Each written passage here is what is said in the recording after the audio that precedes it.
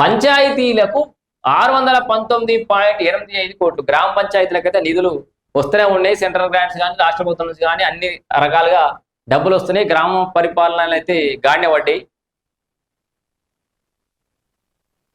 15వ ఆర్థిక సంఘం పాత బకాయిలు విడుదల చేసిన కేంద్రం ఇప్పటి వరకు విడతల వారీగా 2293.74 కోట్లు జమ.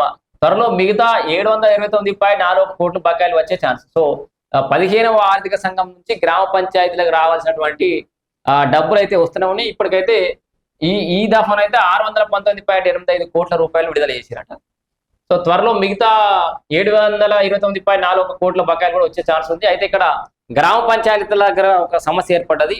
ఈ వస్తున్నటువంటి ఫండ్స్ మాజీ సర్పంచులు వాళ్ళ వీళ్ళ బకాయిలు బిల్లులు వచ్చేదని చెప్పేసి వాళ్ళు, కొత్త సర్పంచులు మేము గెలిచి గిన్ని రోజులే 6 నెలలకు వచ్చే మేము అభివృద్ధి పనులు చేయాలి మాయపడబడుతున్నారని చెప్పేసి వీళ్ళు. సో పాత సర్పంచులకు కొత్త సర్పంచుల మధ్యలో పెద్ద లడాయి నడుస్తుంది ఇప్పటికి కూడా. సో కాకపోతే సీతక్క గారు ఏదో ఉపాయం కూడా చెప్పినట్టు కూడా గతంలో వాస్తవం, కానీ మరి అదేం జరుగుతుందో తెలియదు. మొత్తానికి సమన్వయంతో పనిచేయాలి.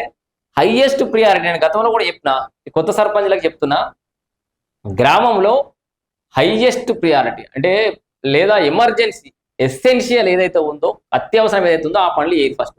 అవి మీరు చేయరు. మిగతా ఏమన్నా ఉంటే వాళ్ళకి మాజీ సర్పంచ్లు బిల్లు ఒడగొట్టరు. వాళ్ళతో మీకు పంచాయతీ ఒడిచిపోతుంది. ఇక వాళ్ళకి మీకు పంచాయతీ ఉండదు. వాళ్ళ మన వాళ్ళు ఉంటారు, మీ మన మీరు పని చేసుకోవచ్చు.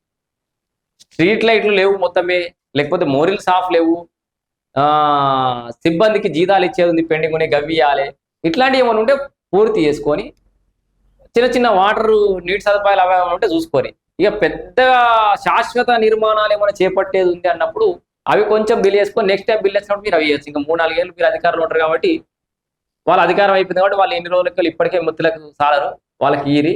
వీలైతే కొత్త సర్పంచులు పాత సర్పంచులు ఈ ఫార్ములా ఫాలో అయితే మనందరికీ మంచిది.